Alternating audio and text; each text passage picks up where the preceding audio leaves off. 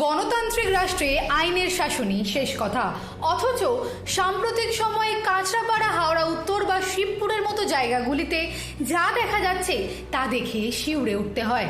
অপরাধীদের অন্তর্বাস পরিয়ে কোমরে দড়ি বেঁধে রাস্তায় ঘোরানো হচ্ছে, যা দেখে প্রশ্ন জাগতেই পারে, পুলিশ কি তবে এখন আইনের রক্ষকের বদলে নিজেই বিচারকের ভূমিকা নিচ্ছে?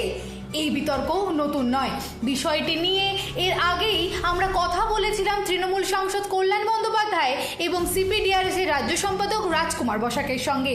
সেই আলোচনায় কল্যাণ বন্দ্যোপাধ্যায় এই ঘটনাকে বর্বর রচিত ঘটনা বলে আখ্যা দিয়েছিলেন। অন্যদিকে রাজকুমার বসাকও এই ঘটনাকে মানবাধিকারের চরম পরিপন্থী হিসেবে চিহ্নিত করেছিলেন। এবার এই একই ইস্যুতেই সরব হয়েছেন দেশের আইনি মহল থেকে শুরু করে বিশিষ্ট নাগরিক সমাজ, যারা স্বাধীনভাবেই এই ধরনের অমানবিক কর্মকাণ্ডের তীব্র প্রতিবাদ জানাচ্ছেন। অভিযুক্তের অপরাধ যতই বড় হোক না কেন, তাদের সঙ্গে এমন আচরণ কি আদৌ সংবিধান সম্মত? এই প্রশ্ন তুলেই জনস্বার্থ মামলা দায়ের করেছেন আইনজীবী সব্যসাচী চট্টোপাধ্যায়। তার অভিযোগ, সুপ্রিম কোর্টের গাইডলাইনকে বুড়ো আঙ্গুল দেখিয়ে রাজ্য পুলিশ বারবার মৌলিক অধিকার লঙ্ঘন করছে। বিষয়টি নিয়ে তীব্র নিন্দা করেছেন বিশিষ্ট আইনজীবী বিকাশ রঞ্জন ভট্টাচার্য। তার মতে, মামলা শুরু না করে এভাবে অভিযুক্তকে দড়ি বেঁধে রাস্তায় ঘোরানো এক সাংঘাতিক মধ্যযুগীয় মানসিকতা ও মানবাধিকার লঙ্ঘন। এটি স্বৈরাচারের স্পষ্ট ইঙ্গিত। পাশাপাশি এই পরিস্থিতির ভয়াবহতা তুলে ধরেছেন আইনজীবী অতনু চ্যাটার্জি। তৃণমূলের আইটি সেলের সদস্যা উপাসনা চৌধুরী নিজের সংবাদ মাধ্যমে তার যে বক্তব্য শেয়ার করেছেন তা অত্যন্ত তাৎপর্যপূর্ণ। তিনি বলেছেন, 1997 সালে ভারতবর্ষের মহামান্য supreme court DK. Basu versus state of West Bengal এই মামলাতে এক উল্লেখযোগ্য রায়দান করেন, যেই রায়দানকে আজকে গোটা দেশে কাস্টোডিয়াল জুরিসপ্রুডেন্সের জন্য ল্যান্ডমার্ক জাজমেন্ট হিসেবে ব্যবহার করা হয়। এই জাজমেন্টে সুপ্রিম কোর্ট খুব পরিষ্কারভাবে বললেন যে কোনো অভিযুক্ত যখন পুলিশি হেফাজতে থাকে তখন তার কি কি আইনি অধিকার সংবিধান প্রদত্ত রয়েছে, যার মধ্যে সব অন্যতম গুরুত্বপূর্ণ হচ্ছে পাবলিক প্যারেড করানো যাবে না। অর্থাৎ কোনো অভিযুক্ত যিনি পুলিশ হেফাজতে রয়েছেন, পুলিশ অ্যারেস্ট করেছে, তাকে কোনো সময় কোমরে দড়ি বেঁধে হাতে হাতকড়া পরিয়ে প্রকাশ্যে মানুষের সামনে দিয়ে বা মিডিয়ার সামনে দিয়ে ঘোরানো যাবে না। কারণ এটা ভারতের সংবিধানের আর্টিকেল 21 আমাদেরকে যে অধিকার দিচ্ছে সেই অধিকারের সরাসরি বিরোধী। আমাদের দেশের মিনিস্ট্রি অফ হোম অ্যাফেয়ার্সও 2010 সালে নির্দিষ্টভাবে সমস্ত রাজ্য সরকার এবং ইউনিয়ন টেরিটরিজদের সার্কুলার করে জানিয়েছেন যে কোনোভাবে মিডিয়ার সামনে অথবা কোনো প্রকাশ্য স্থানে অভিযুক্তদের পাবলিক প্যারেড করানো যাবে না।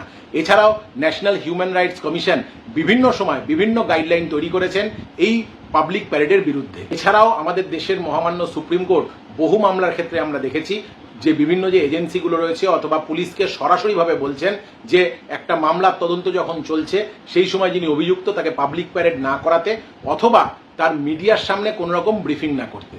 এর সাথে অবশ্য একটা কথা আমাদের মাথায় রাখতে হবে যে টিআইপি অথবা টেস্ট আইডেন্টিফিকেশন প্যারেড অথবা রিকনস্ট্রাকশন অফ ক্রাইমের জন্য ঘটনাস্থলে অভিযুক্তকে নিয়ে যাওয়া, এই দুয়ের সঙ্গে পাবলিক প্যারেড কিন্তু সম্পূর্ণ আলাদা জিনিস।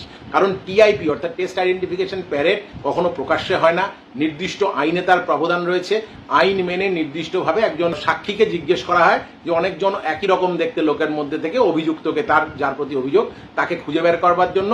এবং এই যে রিকনস্ট্রাকশন অফ ক্রাইম, সেক্ষেত্রেও সুপ্রিম কোর্ট পরিষ্কার গাইডলাইন দিয়ে বলছেন যে রিকনস্ট্রাকশন অফ ক্রাইম কখনো যেন অভিযুক্তের পাবলিক হিউমিলিয়েশনের কারণ না হয়ে দাঁড়ায়। দেখুন, ভারতবর্ষের আইন বলছে যে একজন অভিযুক্ত তার দোষ প্রমাণ না হওয়া পর্যন্ত তাকে দোষী বলা যাবে না, তাকে কোনো রকম শাস্তি দেওয়া যাবে না। এই কথাকে মাথায় রেখেই সুপ্রিম কোর্ট বলছেন কোনো অভিযুক্তকে যদি প্রকাশ্যে জনসমক্ষে অথবা মিডিয়ার সামনে কোমরে দড়ি পরিয়ে অথবা হাতে হাতকড়া পরিয়ে ঘোরানো হয় তা আসলে তার রেপুটেশনাল পানিশমেন্ট হয়ে যায়। কোনো অভিযুক্তকে এভাবে প্রকাশ্যে বা জনসমক্ষে অথবা মিডিয়ার সামনে হাতে হাতকড়া পরিয়ে বা কোমরে দড়ি বেঁধে ঘোরালে আইনের যে নির্দিষ্ট ধারায় তাকে দোষী প্রমাণিত হওয়ার আগেই তার মিডিয়া ট্রায়ালের রাস্তা খুলে যায়।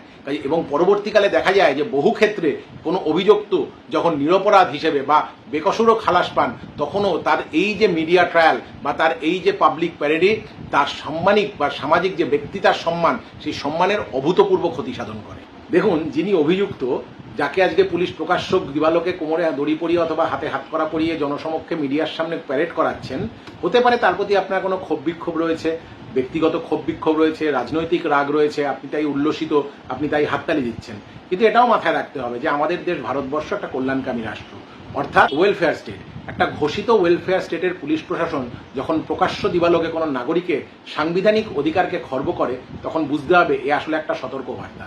আগামীকাল চায়ের দোকানে আপনার বলা কোনো কথা অথবা বাজারে মাছ কিনতে গিয়ে বলা আপনার কোনো একটা টিপ্পণী পুলিশ প্রশাসন অথবা সরকারের যদি পছন্দ না হয়, তাহলে আজকে যে সিনেমার ট্রেলার দেখে আপনি হাততালি দিচ্ছেন, আগামীকাল আপনিও নিজেও সেই সিনেমার মুখ্য চরিত্রে অভিনয় করতে পারেন। এদিন আবার এই প্রসঙ্গেই সরব হয়েছেন সিপিডিআরএস এর রাজ্য সম্পাদক রাজকুমার বসাক। এক বিবৃতিতে তিনি জানিয়েছেন, সন্দেহভাজন ব্যক্তিদের কোনো আইনি প্রক্রিয়ায় না নিয়ে গিয়ে আটক শিবিরে রাখার যথোচ্চারের অধিকার পুলিশকে দিয়েছে আসলে রাজ্য সরকার। মুর্শিদাবাদে 17 জনকে পুশব্যাক করার ঘটনা সম্পূর্ণ সংবিধান বিরোধী। বাংলা ভাষায় কথা বলেই কি এই অমানবিক বিচারহীন বিচার? আমরা এই পুলিশি যথোচ্চারের বিরুদ্ধে গণতান্ত্রিক চেতনা সম্পন্ন নাগরিকদের বৃহত্তর আন্দোলন গড়ে তোলার আহ্বান জানাচ্ছি। পুলিশের এই ভূমিকা কি তবে আইন রক্ষা নয়, বরং আইন ভাঙার সামিল? বিচার বিভাগীয় প্রক্রিয়াকে এড়িয়ে এইভাবে রাজপথে শাস্তির বিধান দেওয়া কি আদেও কাম্য? জানা যাচ্ছে আগামী 5ই জুন কলকাতা হাইকোর্টে এই মামলার শুনানি, যেখানে উঠে আসবে সাংবিধানিক অধিকারের সুরক্ষার প্রশ্ন। পুলিশই এই অতি সক্রিয়তা নিয়ে আদালতের নির্দেশই এখন শেষ কথা বলবে, আর সেই রায়ের দিকেই তাকিয়ে সচেতন নাগরিক সমাজ। দিশা দাসের report, headlines Kolkata. Ma, there's this new Bengali matrimonial website, Biyebandhan.in. It's safe, verified, and just for us. Really? देर न करें, आज ही रजिस्टर करें।